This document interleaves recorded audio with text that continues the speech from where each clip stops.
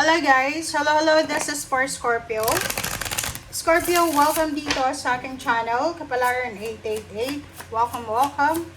Alamin natin Scorpio kung anong messages, vibration, gabay, energy para sa inyong lahat.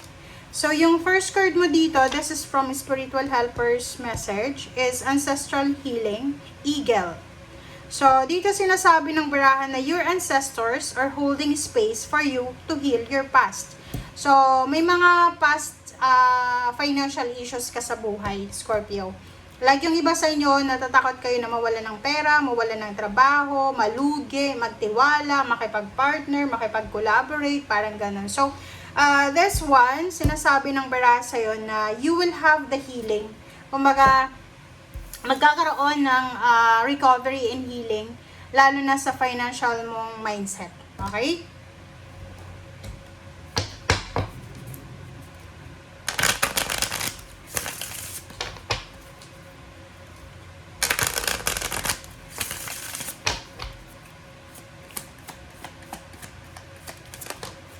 Okay. Trust. Oh, 'di ba? Sinasabi ng bara sa'yo na maybe yung parang ang problema mo is trust issues. Okay? Like siguro lumaki ka na kulang ka sa tiwala. Like napapaligiran ka, lumaki ka sa pamilya na mandaraya. Sorry sa word. Or pwedeng napapaligiran kayo ng like ikaw, lumaki ka na yung pamilya mo ay inaapi financially. And dito sa barahan to, yun yung problema mo. Nahirapan kang magtiwala sa mga tao. So, parang feeling mo, hindi ako magtitiwala kasi, ang tawag dyan, ayoko masaktan. Okay? So, parang, like, may mga pagkakataon na pwede kang magnegosyo, pero mas pinili mo na lang na wag mag-risk kasi pakiramdam mo, lolokohin ka, parang ganun. So, yun yung problema mo.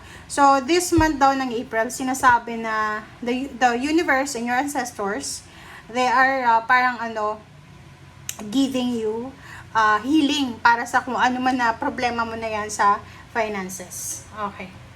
Let's check, Scorpio.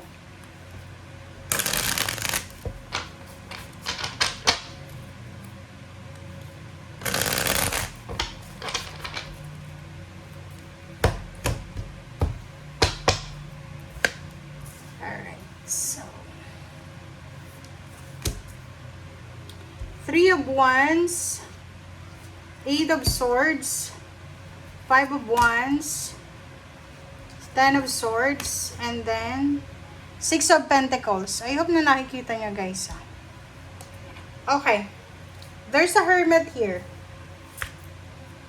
Okay. Partnership talaga to guys.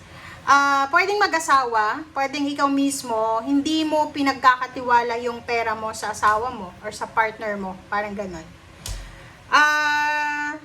Tingnan mo guys, sa ilalim kasi to there's a Hermit and there's a Two of Cups and the Five of Cups and Temperance. Sinasabi ng baraha, you need to be careful, lalo na ngayong April, sa mga tao sa paligid mo kasi nasobrahan ka na ng nasobrahan ka ata ng pagka hinala, parang gano'n. So, pakiramdam mo, lahat ng taong makakasalubong mo, makakasalamuha mo, manluloko.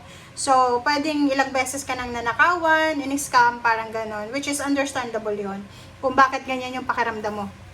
But, ang sinasabi ng bara sa'yo dito na we need to think, mag-isip tayo kasi this April, possible na may mga opportunities na papasok sa buhay mo na pwedeng makatulong sa'yo through collaboration, partnership. So, pag-isipan mo yan ng mabuti.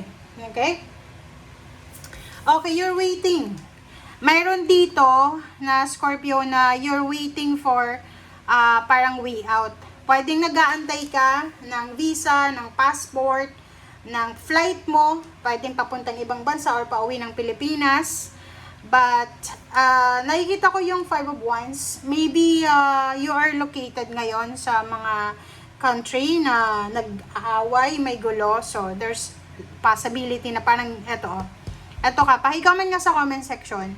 It's either OFW ka, papunta ka pa lang doon sa magulong lugar, magtatrabaho ka sana, but na-cancel. So, pag na-cancel yung flight mo, or na-cancel yung trabaho mo, nasa 8 of Swords ka. You're feeling trapped.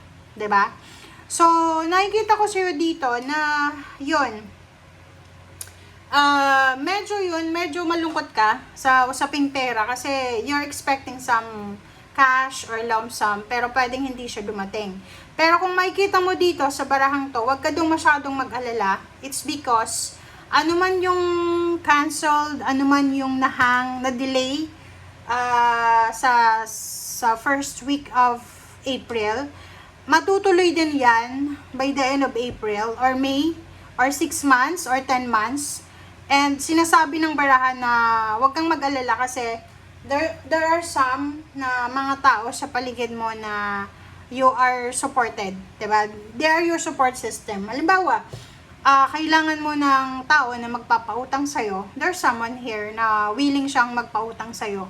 Or maybe, yun yung isa sa rason kung bakit may trust issues ka. Kasi marami kang pinautang, marami kang tinulungan, pero hindi naging maganda yung result. Parang ganun. So, but, you're lucky. It's because nasa 10 of Swords, sinasabi ng baraha sa'yo dito na you will recover from any financial losses. Maybe not now, but maybe 6 months from now or 10 months from now. If you are living sa maingay na lugar. Okay? So, let's clarify.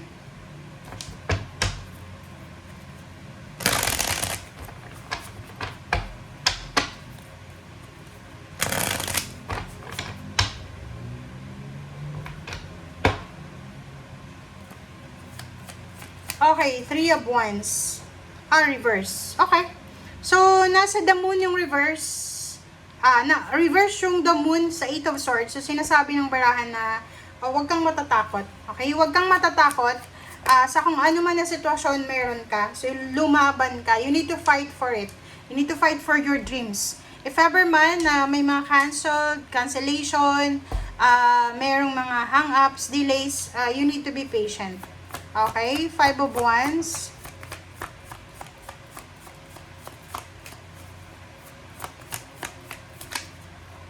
Okay, 5 of Wands. Oh, you need to wait.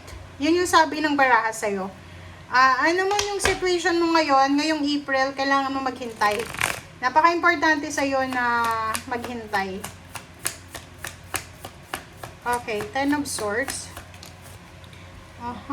Love life to eh. So, nakikita ko sa'yo dito na affected. Affected ka.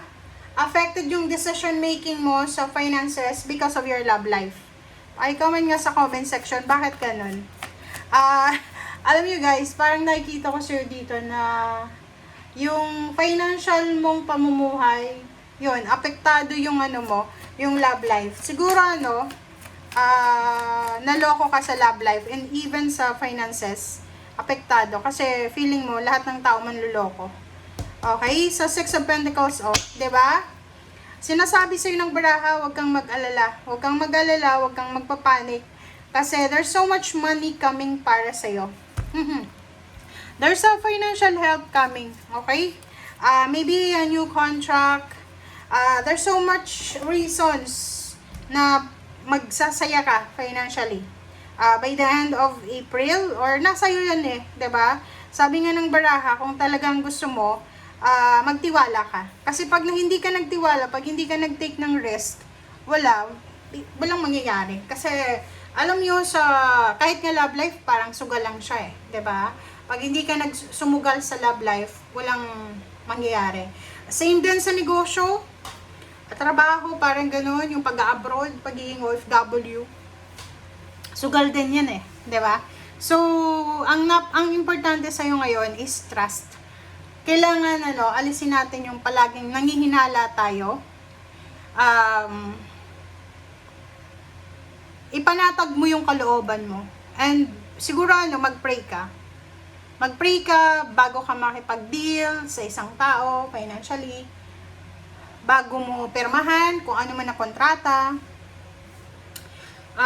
Bago ka lumabas ng bahay, if you're dealing with money, mag-pray ka, hingi ka ng guidance sa Panginoon na sana gabayan ka, protectionan ka Kasi yun yung parang ano, nakikita ko sa'yo dito. Napakasipag mo, Scorpio. You are one of the hardworking zodiac sign. So, kung makikita mo sa baraha mo, ang problema lang sa'yo is yung trust. Trust talaga. Nahirapan kang magtiwala. Alright, so thank you for watching and bye!